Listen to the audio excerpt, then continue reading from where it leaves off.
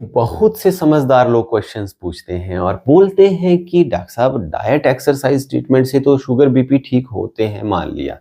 परंतु आप बोलते हो कि जी प्राणायाम से, सही से सांस लेने से भी बीपी शुगर ठीक होते हैं, तो ये फ्री की दवाई होगी। परंतु ये काम कैसे करेगी डॉक्टर साहब, जब इतनी हैवी हैवी दवाइयां यहाँ पे काम उतना नहीं कर पाती बहुत से लोगों में, डाइट एक्सरसाइज भी उतना काम बहुत से लोगों में नहीं कर पाती, तो ये प्राणायाम क्या ही कर लेगा। दोस्तों आज की इस वीडियो में हम समझेंगे कि डाइट एक्सरसाइज ट्रीटमेंट के साथ साथ प्राणायाम, सही से सांस लेना भी शुगर बीपी को कंट्रोल करने में बहुत ज्यादा मदद करता है। दोस्तों इसको समझने के लिए सबसे पहले हमें समझना होगा कि ये सिस्टम है क्या। अब बहुत सी चीजें तो आप लोगों को पता भी होगी कि जैसे हमारे शरीर में ये शुगर बीपी फिजियोलॉजिकल मतलब प्राकृतिक रूप से कब बढ़ते हैं, जब हमारे शरीर पे स्ट्रेस पड़ती है। स्ट्रेस का मतलब सिर्फ मानसिक टेंशन नहीं, चाहे वो फिजिकल स्ट्रेस चाहे वो मेंटल स्ट्रेस है। मतलब जैसे अगर मान लिया एक तरफ से हम सोए हुए हैं, फिर हम दौड़ना शुरू कर देते, तो मतलब सोए हुए पे शरीर पे स्ट्रेस नहीं है और दौड़ने पे शरीर पे स्ट्रेस पड़ रही है। तो जैसे हम लोग दौड़ते हैं तो ज्यादा नीड होगी, ईंधन की ज्यादा नीड होगी, ऑक्सीजन की ज्यादा नीड होगी। अब एक कार है, आप उसको खड़ा किए हुए हैं तब तो उसकी ईंधन की नीड कुछ नहीं होगी, या धीरे धीरे चला रहे हैं तो ईंधन की नीड कम होगी, ऑक्सीजन की नीड कम होगी। अगर आप उसको बहुत ज्यादा एक्सेलरेट कर रहे हैं, बहुत तेजी से दौड़ा रहे हैं, तो उस पर स्ट्रेस डाल रहे हैं मतलब, तो उसको फिर रिसोर्सेज भी ज्यादा चाहिए होंगे, पेट्रोल ज्यादा चाहिए होगा, वगैरह वगैरह।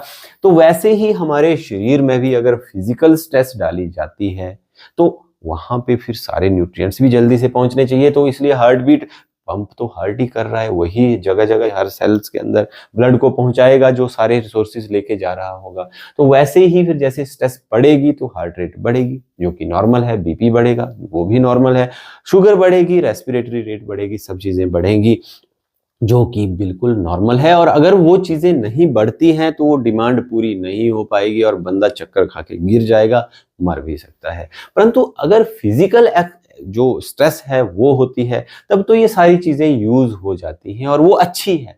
तो इसलिए फिजिकल स्ट्रेस की तो कोई टेंशन ही नहीं है। ये जो बीमारियां शुगर और बीपी जो बनते हैं, उनके पीछे जो का मेन कारण होता है वो होता है मेंटल या इमोशनल स्ट्रेस। स्ट्रेस चाहे फिजिकल है चाहे मेंटल है, ये सारी चीजें तो बढ़ेंगी ही बढ़ेंगी। अब मान लिया आप किसी अपने बहुत बड़े जानी दुश्मन के बारे में एकदम से आपके माइंड में थॉट आ गया, उसने आपके साथ बहुत बुरा व्यवहार किया है, बहुत बुरा आचरण किया, जो भी किया, आपको एकदम से वो चीजें याद आ जाती हैं। तो आपने फिजिकल एक्टिविटी तो कुछ नहीं करी, परंतु आपको जैसे ही इमोशनल स्ट्रेस हुई तो आपकी धड़कनें बढ़ जाएंगी, आपकी पल्स रेट बढ़ जाएगी, आपका बीपी, शुगर, आपकी सांसें, रेस्पिरेशन आपकी बढ़ जाएगी। अब ये चीजें तो बढ़ गई परंतु इनका यूज तो हुआ नहीं। तो जब ये यूज नहीं हुआ तो ये चीजें अंदर बीमारी पैदा करने लग पड़ी।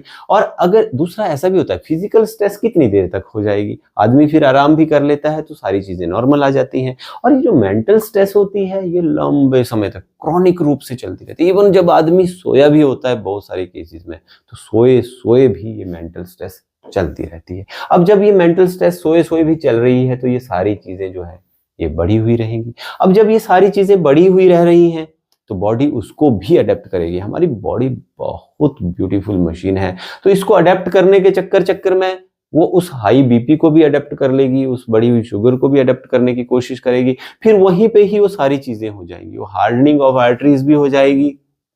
हार्डनिंग ऑफ आर्टरीज की वजह से वो बीपी परमानेंट ही बढ़ा हुआ रहने लग जाएगा। बंदा स्ट्रेस में नहीं भी है फिर भी बीपी बढ़ा हुआ रहने लग जाएगा। बंदे को शुगर की जरूरत भी नहीं है फिर भी उसकी शुगर बढ़ी हुई, या फिर बॉडी जो है तो जैसे ज्यादा इंसुलिन रिलीज करके शुगर को तो उठा भी लेगी, तो उसके ब्लड की शुगर को अगर चेक करें तो हो सकता है ब्लड शुगर नॉर्मल हो, परंतु उधर वो इंसुलिन की लेवल ज्यादा हो जाएगी। बॉडी कोशिश करेगी ना, अडेप्ट करेगी। मैंने पिछले वीडियोस में भी बताया कि ये जो डायबिटीज है ये जस्ट एक फिजियोलॉजिकल अडेप्टेशन है, प्राकृतिक अनुकूलन है। तो अब देखिए उस स्ट्रेस की वजह से ये सारी चीजें बढ़ी हुई रह रही हैं, बॉडी उसको कंट्रोल करने की कोशिश कर रही है और वहां से ही ये बीपी और शुगर बीमारियां बन जा रही हैं। तो दोस्तों अब आज के इस वीडियो में हम बात कर रहे हैं कि जो प्राणायाम है वो कैसे इन बीमारियों को जड़ से ठीक करने में, जो फ्री का प्राणायाम है वो बहुत ज्यादा मदद करता है। आप लोग बारीकी से, अगर एक बार में वीडियो समझ नहीं आए 2 बार देख लीजिएगा, परंतु इस पॉइंट को, ये चीजों को अच्छे से समझिएगा। तो देखिए जैसे ही मेंटल स्ट्रेस होती है और 24 घंटे वो रहती है और उसी से देखो कैसे हार्डनिंग ऑफ आर्टरीज हो रही है, हार्ट बीट ज्यादा रह रही है, लोड उस पर पड़ रहा है, हार्ट पे भी सारी चीजें हो रही है, इंसुलिन रेजिस्टेंस हो रही है और ये बहुत ज्यादा खतरा इस बंदे के ऊपर मंडराता जा रहा है। तो अब इस स्ट्रेस को कम करने के लिए प्राणायाम का बहुत बड़ा हाथ है। अब देखिए कैसे, अब जैसे अगर मान लिया हमें मेंटल कोई स्ट्रेस है, हमारी हार्ट बीट हमारे हाथ में नहीं है, पल्स रेट, बीपी, शुगर हमारे हाथ में नहीं है कंट्रोल करना, वो तो फिर अब स्ट्रेस होगी तो वो अपने हिसाब से चलेंगे। परंतु हमारे हाथ में एक बहुत बड़ी चीज है जिसको हम कंट्रोल कर सकते हैं, जिसको हम वॉच कर सकते हैं, जिसको हम तेज, स्लो, गहरा या कम गहरा ले सकते हैं। तो वो है हमारी रेस्पिरेशन। हम अपने सांस जो है कंट्रोल कर सकते हैं, और अगर हम सांस को कंट्रोल कर सकते हैं तो हम इन सब चीजों को भी कंट्रोल फिर इनडायरेक्टली कर सकते हैं। तो दोस्तों, अगर हम जैसे अपने सांस पे ध्यान देते हैं, बहुत सारे लोग, हम लोग क्या करते हैं, हमें तो पता ही नहीं होता, सबको ही नहीं होता कि हम कब कितनी सांस ले रहे हैं, कितनी गहरी ले रहे हैं। परंतु अगर हम माइंड को सारी जगहों से हटा कर लेके आए और अपनी सांस पे लेके आए और गहरी गहरी सांसें, मैं ज्यादा कॉम्प्लिकेटेड प्राणायाम की तो बात ही नहीं कर रहा हूँ, प्राणायाम आपसे नहीं होता, आप रहने दीजिए। आप अपने माइंड को सारी स्ट्रेसेस से, सारी उलझनों से लेके आइए, शांति में कहीं बैठ जाइए और बिल्कुल जैसे रीढ़ की हड्डी को सीधा कर लीजिए और अपने माइंड को लेके आइए सारी जगहों से और अपनी सांस पे लेके आइए और बस गहरी गहरी सांसें लीजिए। मुंह से लीजिए, नाक से लीजिए, लेफ्ट नोस्ट्रिल से लीजिए, राइट नोस्ट्रिल से लीजिए, जहां से भी लीजिए, आपको बहुत फायदा इससे मिलेगा। तो आप सारा जब जैसे टेंशन छोड़ के अपने सांस पे ध्यान लेके आते हैं,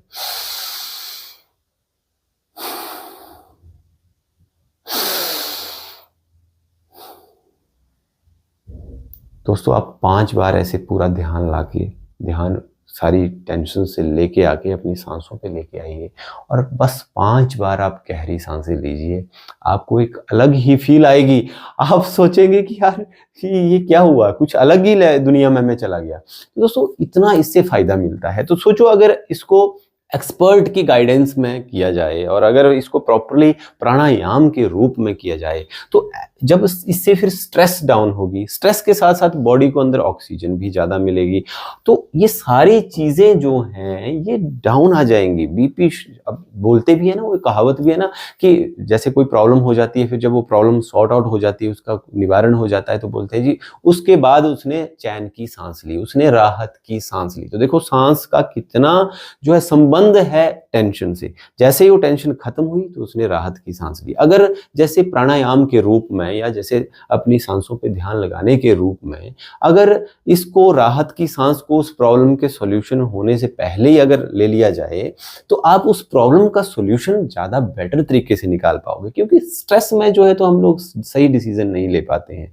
तो जब वो स्ट्रेस चली जाएगी और हम बिल्कुल शांत हो जाएंगे तो हम उस प्रॉब्लम का सॉल्यूशन निकालेंगे। जब प्रॉब्लम का सॉल्यूशन निकल जाएगा तो फिर डायरेक्टली जो है तो ये सारी चीजें जो स्ट्रेस है हमारी वो डाउन हो जाएगी, और इनडायरेक्टली फिर जब ये सारी चीजें, जब ये स्ट्रेस डाउन हो जाएगी तो ये सारी चीजें भी धीरे धीरे डाउन आना शुरू हो जाएंगी। सही आना, डाउन भी नहीं बोलूंगा, नहीं तो कई लोग ऐसे सोचते हैं कि पता नहीं हमारी शुगर डाउन ही ना हो जाए, हमारा बीपी लो ही ना हो जाए। मतलब वो नेचुरल इस पे आ जाएंगी, जो फिजियोलॉजिकल जो रेंज है उसके अंदर आना शुरू हो जाएगी। पूरी नहीं आती, थोड़ी तो आएंगी, बाकी और भी तो चीजें हैं। डोंट वरी, आप बस ये चीज समझ लो कि प्राणायाम की भी शुगर बीपी में ही नहीं और भी बहुत सी बीमारियां हैं, इवन कैंसर तक में जो है तो इसका बहुत जो है बड़ा योगदान है। तो आप लोग दोस्तों प्राणायाम जरूर करिए। आगे हम प्राणायाम भी डिस्कस करेंगे, योग भी डिस्कस करेंगे, अलग अलग बीमारियों पे डाइट, एक्सरसाइजेस वगैरह तो भला हम डिस्कस करते रहे हैं। हम बीमारियों की जड़ों को समझेंगे, क्योंकि इस चैनल के थ्रू मेरा मिशन भी यही है कि लोग जागरूक हो पाए कि कैसे हम लोग जो है बीमारियों को जड़ों से ठीक कर सकते हैं। सिर्फ अकेली दवाई से अगर सोचेंगे, अब हथियार तो आप ले गए दुश्मन से लड़ने के लिए, परंतु चलाने वाला बंदा अपनी कोशिश ही नहीं कर रहा है, तो थोड़ी दुश्मन से लड़ पाएंगे, तो थोड़ी जीत पाएंगे। तो वैसे ही बीमारी अगर मान लिया हमारी दुश्मन है तो उससे अगर हमने लड़ना है तो हमारे जो पेशेंट्स हैं जो उस बीमारी से लड़ रहे हैं उनको भी जागरूक होना पड़ेगा। तो इस चैनल में जागरूक ही आप लोगों को करूंगा, तो इसलिए जुड़े रहिए हमारे साथ। लाइक कीजिए इस वीडियो को, शेयर कीजिए जरूरतमंदों को। कमेंट जरूर करिए। अगर कोई आपको बात कॉम्प्लिकेटेड लगती है, कोई समझ नहीं आती है या मैंने कोई कुछ चेंजेस करने हैं, मेरा मिशन भी यही है कि जैसे जो टफ भाषा है मेडिकल की, मेडिसिन की, वो आप लोगों को मैं सिंप्लीफाई करके बिल्कुल साधारण शब्दों में समझा सकूं, ताकि आप लोग चीज़ों को अच्छे से समझ सकें, जागरूक हो पाएँ। बहुत बहुत धन्यवाद।